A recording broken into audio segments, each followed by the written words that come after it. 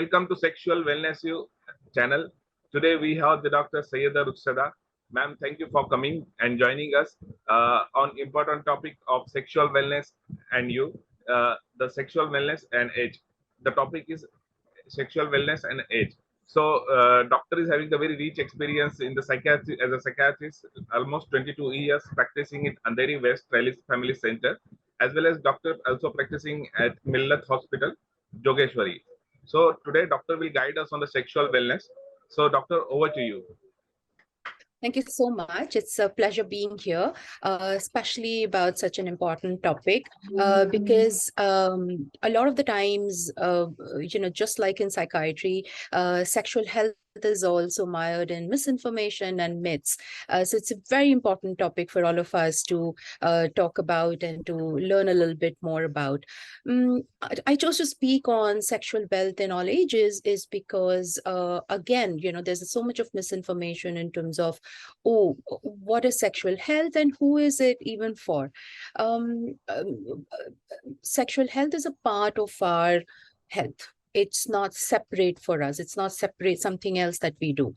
So the narrative around sexual health is so because of social restrictions and social standards, there's not a lot of talk around it, which is one of the worst things that we can do, because it is part of our health, right? It's part of our, in fact, sexual health is one thing that is part of our both physical as well as mental health, and is actually very important for both parts of our health, isn't it?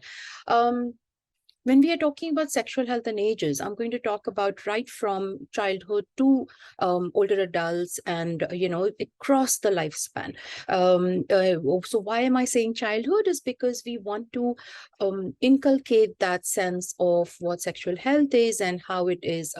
It's a normal phenomenon. It's a normal part of our lives right from children, because we also know there's so much of abuse in children, isn't it? Because children are not taught what is okay for them to do and what is okay for other people to do to them. That's why also we see so much of abuse, isn't it? As much as at least 1 in 5 girls and 1 in 7 boys have childhood sexual abuse. So that's why it's important for us to kind of teach them from the beginning.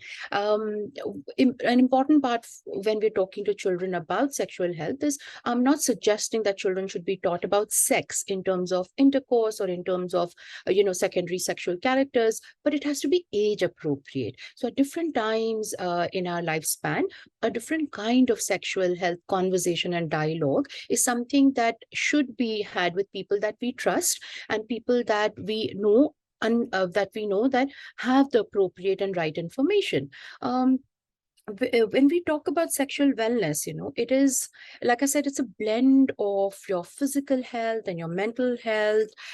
It's important for propagation. Yes, it's definitely important so that the world population continues to grow and doesn't die down. Having said that, it's also an important part of our life that is part of wellness, that is part of well-being, that is part of happiness.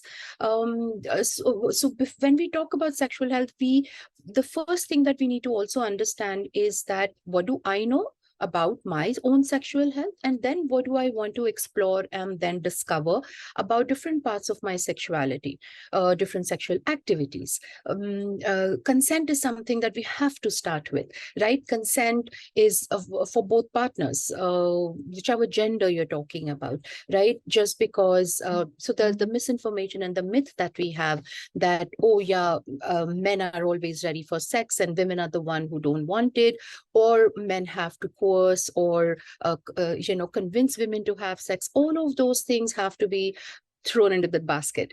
Every individual has their own right to know and experience and share sexual activities, depending on when and how and where and with whom they want to do it, right? And it's also important for us to not get into this zone that, once you're older or once you're middle-aged or once you're older, sex should not be part of your life or need not be part of your life or isn't part of your life.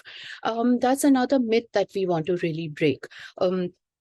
Every individual of reproductive age group, once they're adults, they have a sexual health and they should enjoy good sexual health, right? So again, sexual wellness is part of our emotional and physical wellness and well-being.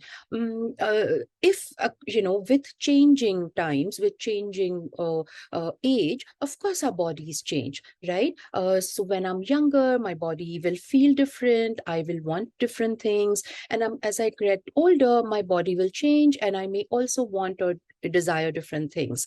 But if I do feel that, okay, there is a problem, and especially when I have a partner and there's a mismatch where my partner might want something and I might not want something, or vice versa, we definitely want to take a look at it, that what is happening, right? We can't just say, oh, okay, I don't want sex anymore, and that's fine. No, we definitely want to know whether if it is a part of normal variation, or is it something that we may be suffering from. Like a lot of us in middle ages, when we are 40 or 50 or 60, we may have different medical issues, like hypertension and diabetes and thyroid disorders and other disorders, right? So it's not even about overweight or something like that. It could be a medical condition that could also impact your sexual health. And we definitely want to look into that. Is that also causing something? Because when we talk about treating an illness, right, we're talking about, yes, the illness has to get better, the disorder has to get better, and also the functionality has to be normal, right? So if there is an impact on your sexual functionality, we definitely want to treat it. So different parts of our sexual health is about, the desire. Oh, am I interested in it? Am I interested in sexual activities? Ability, am I being able to perform my sexual activities or do my sexual activities the way I want to? And at the end, also enjoying it. Am I being able to enjoy these sexual activities? Am I having an orgasm? Is my sexual activity complete? So these are different parts of a sexual activity. You may enjoy some more than the others, but again, if there is a dissatisfaction, that can also lead to distress, not only just in an individual, but also in a relationship. So if there is an issue that you may be struggling with, or you think that you don't know enough, I would suggest and strongly recommend that you speak to a professional who can help you out with all of these things. Because again, we don't want anybody to be deprived of a normal function that can bring so much of wellness, and that can bring so much of contentment, and that can make their life and relationships that much more fulfilling. So here's wishing that all of you all learn more about this integral part of our wellness, and also take the right steps to take care of it, so that we can enjoy and be healthy. Thank you. Thank you, ma'am. Okay. Valuable